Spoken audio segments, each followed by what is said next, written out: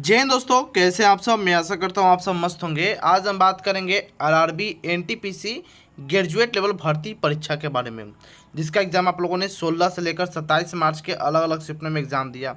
उत्तर कुंजी भी 6 अप्रैल को जारी कर दिया गया। अब बात आती है सेफ स्कोर को लेकर। रिजल्ट हमें कब तक देखने को मिलेगी, क्या कट ऑफ रहेगी, जोन वाइज कट ऑफ क्या देखने को मिलेगी, साथ में कैटेगरी वाइज कट ऑफ क्या देखने को मिलेगी, तो सारा डाउट आपको इस वीडियो में क्लियर करेंगे। तो वीडियो को शुरू से अंत तक जरूर देखिएगा, स्टेप बाय स्टेप समझने की कोशिश कीजिएगा। अगर चैनल को पहले विजिट किया तो चैनल को आप सब्सक्राइब कर सकते हो, बेल आइकन दबा सकते हो। और आरबी एनटीपीसी से जुड़ी कोई भी जानकारी आती है, लेटेस्ट अपडेट आती है, रिजल्ट के रिगार्डिंग हो या CBT 2 के रिगार्डिंग हो या DV के रिगार्डिंग हो, स्किल टेस्ट के रिगार्डिंग हो, कुछ भी जानकारी आएगी तो सबसे पहले आपको इसी चैनल पर देखने को मिलेगी। तो आप चैनल को सब्सक्राइब कर सकते हैं, बेल आइकन दबा सकते हैं। बात करेंगे सबसे पहले आपको आंसर की को लेकर। तो आंसर की आपका 6 अप्रैल को जारी कर दिया गया था, जिसका लास्ट ऑब्जेक्शन लगाने की तिथि 12 अप्रैल तक रखी गई है। और आज बात किया जाए 10 से 12 दिन हो चुकी है इस आंसर की के आए हुए। अब बात आती है कि इन सभी का ऑब्जेक्शन कब तक थी, साथ में बात करें कितने प्रश्न पर ऑब्जेक्शन लगाई गई, कौन से प्रश्न डिलीट किए जा रहे हैं, कौन से प्रश्न डिलीट नहीं किए जा रहे हैं, कौन सा निगलेक्ट किए जा रहे हैं, सारा डाउट आपको इस वीडियो में क्लियर करेंगे। तो बात करेंगे टोटल पोस्ट को लेकर। सबसे पहले तो टोटल 5810 पदों पर यह वैकेंसी निकाली गई थी, जिसके लिए फॉर्म भरे गए 26,14,426 के अप्रॉक्स में टोटल फॉर्म भरे गए थे।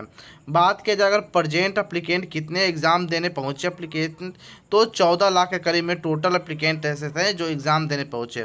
बात किया जाए एग्ज़ाम डेट को लेकर तो 16 से 27 यानी कि 9 दिवसीय एग्ज़ाम आपका यह रहा। अंडर ग्रेजुएट वाला जो एग्ज़ाम आपका 9 दिवसीय एग्ज़ाम रहा।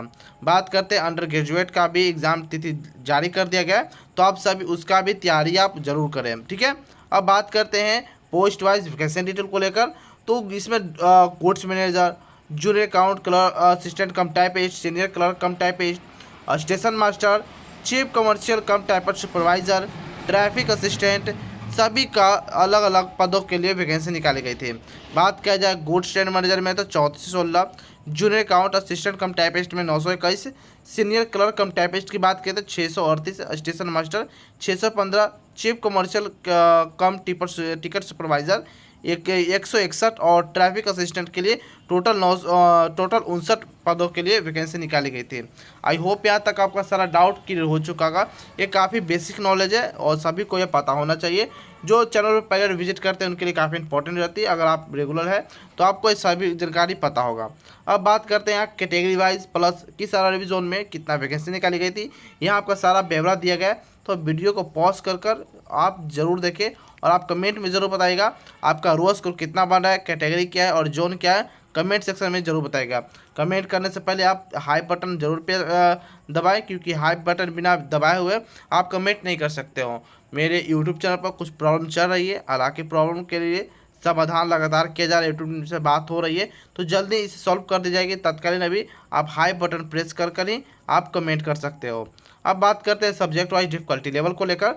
तो जीके या सीए की बात अगर करें तो यह हार्ड लेवल का पूछा गया था, मैथ मॉडरेट टू हार्ड थी, रीजनिंग मॉडरेट लेवल का आपसे पूछा गया था, ठीक है। आई होप यहाँ तक इसमें भी सरकारी सारा आपका डाउट क्लियर हो चुका होगा।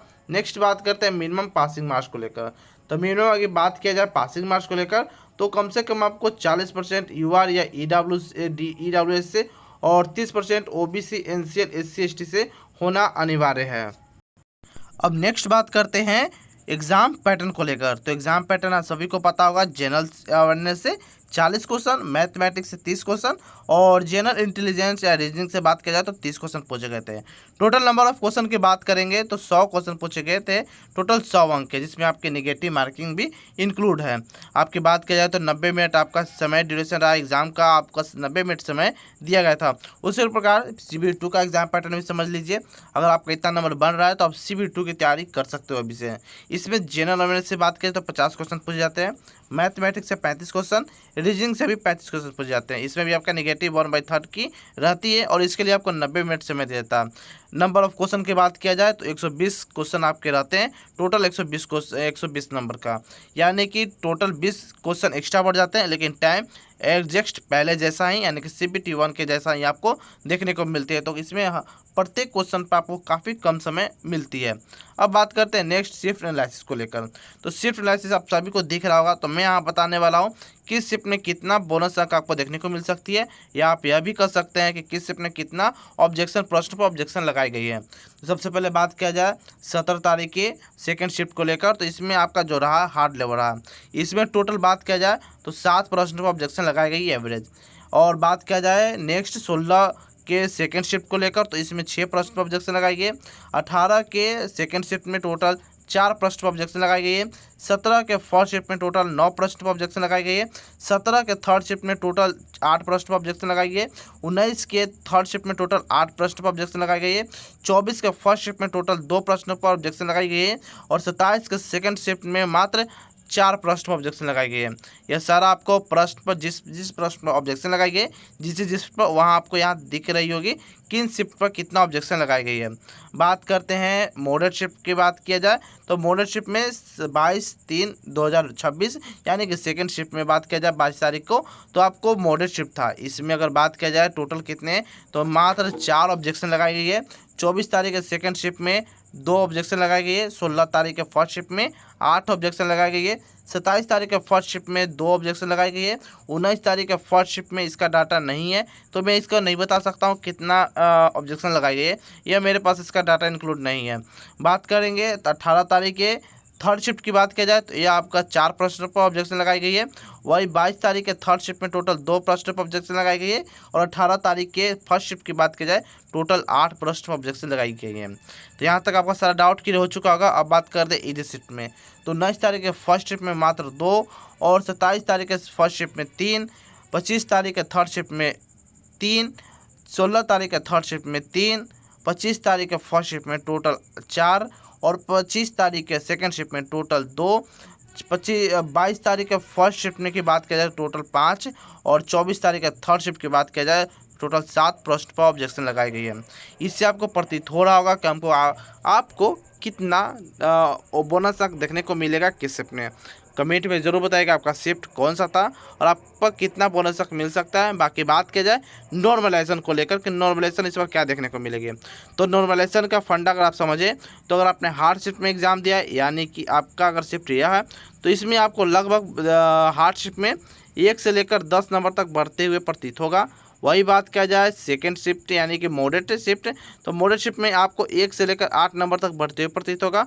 और बात किया जाए इजी शिफ्ट में, तो इजी शिफ्ट में नंबर बढ़ते नहीं है, जो बढ़ेंगे आपको बोनस अंक ही बढ़ेंगे, लेकिन ऐसा नॉर्मलाइजेशन के नाम पर एक भी अंक आपके बढ़ते हुए प्रतीत नहीं होंगे। हाँ, हालांकि नंबर कुछ घटते हैं तो कोई माइनर चांस में, हालांकि नहीं तो फिर नंबर एग्जैक्ट वही रह जाते हैं जो आपके रो स्कोर आंसर की से, तो कोई फ़ायदा नहीं मिलेगा, कुछ नुकसान भी नहीं मिलेगा। नुकसान होने का चांस 50% है, लेकिन फ़ायदा होने का चांस वह 50% नहीं है। ठीक है, अब बात करते हैं फ्लिपकार्ट मिंत्रा पर काफ़ी ज़बरदस्त तरीके से सेल लगा हुआ है, तो आप कुछ भी परचेज कर रहे हैं, जैसे कि आप men's wear, kids where, footwear या कॉस्मेटिक क्रीम की बात किया जाए, तो आप सारा कुछ आपको इस देखने को मिल जाएगा डिस्क्रिप्शन में, तो वहाँ से आप टैग किया गया है प्रोडक्ट को, तो वहाँ से आप खरीद सकते हैं एकदम डायरेक्ट काफ़ी कम दाम में। और आप तुरंत ऑर्डर करते हो तो आपको 300 रुपया तक के आपको रिचार्ज कूपन भी देखने को मिल सकता है। तब बात करते हैं एक्सपेक्टेड क्या रहने वाला है मार्क्स से, यानी कि कट ऑफ क्या रहने वाला है एक्सपेक्टेड। तो सबसे पहले आपको बता दूं यह सारा कुछ आपको रो मार्क्स बताया जा रहा है। रो मार्क्स में अगर ग्रीन जोन की बात किया जाए तो कोलकाता, रांची, हुबली, बेंगलोर, गुवाहाटी, चेन्नई, बिलासपुर, सिकंदराबाद से जोन आपको इस बार देखने को मिलेगा ग्रीन जोन में। अगर आपने यहाँ से फॉर्म भरा है तो यूआर से 60 से 62, OBC 56 से 58, EWS 53 से 55, SC 50 से 52 और ST 48 से 50 क्वेश्चन अगर आपको सही है, इतना नंबर बन रहा है किससे आंसर किससे, तो आप सेफ हो। इसमें आपको 10 से 15 नंबर और बढ़ेगी, जैसे कि नॉर्मलाइजेशन प्लस बोनस अंक, और उसके बाद आपका फाइनल मेरिट तैयार होगी, तो इसमें आपको 10 से 12 नंबर तक और बढ़ती हुई प्रतीत होगी। ठीक है, तो इसमें 10-12 नंबर ऐड कर लीजिए, लेकिन अगर इतना आपका रो मार्क्स है यानी कि ओरिजिनल मार्क्स का इतना है तो आप CBT2 की तैयारी कर सकते हो। चलिए आगे बात करते हैं ग्रीन जोन रेड जोन को लेकर। तो रेड जोन में आपका कोलकाता, भुवनेश्वर, प्रयागराज, हाजीपुर, पटना, मुंबई, भोपाल, चंडीगढ़, अहमदाबाद, मुंबई, गोरखपुर, जयपुर, अजमेर जैसे या इस RRB जोन, सारा कुछ आपको इस बार रेड जोन में देखने को मिलेगी। अगर आपने यहाँ से फॉर्म भरा है तो यूआर से 66 से 70, OBC 63 से 65, EWS 60 से 62, SC 55 से 58 और ST 52 से 55 के अप्रॉक्स में अगर आपका नंबर बन रहा है तो आप सेफ हो। मैं फिर बात कर रहा हूँ, मैं सारा कुछ आपको बता रहा हूँ तो रो मार्क्स बता रहा हूँ, क्योंकि आंसर किसी आपका इतना स्कोर बनना चाहिए, ना कि फाइनल। फाइनल में आपको 10 से 12 नंबर और प्रतीत होगी, यानी कि 15 नंबर तक आपके इसमें भी बढ़ने की चांस है। कैसे? तो नॉर्मलाइजेशन 8 से 10 नंबर और 2 से 3 नंबर आपका बोनस तक लेके चल सकते हैं। जो प्रश्न डिलीट होंगे या जो निगलेक्ट कर दिए जाएंगे उन पर आपको बोनस तक देखने को मिलेंगे, चाहे वो आपत्ति दर्ज आप कराए हो, ऑब्जेक्शन आप लगाए हो या नहीं लगाए हो, सभी को फायदा इसमें देखने को मिलेगी। तो फिर मिलते हैं कोई और अदर फॉर्मेटिव वीडियो में। अगर चैनल पहली बार विजिट किया तो चैनल को सब्सक्राइब कर लेना, बेल आइकन दबा लेना, क्योंकि आरआरबी एनटीपीसी से जुड़ी कोई भी जानकारी आएगी तो सबसे पहले आपको इसी चैनल पर देखने को मिलेगी।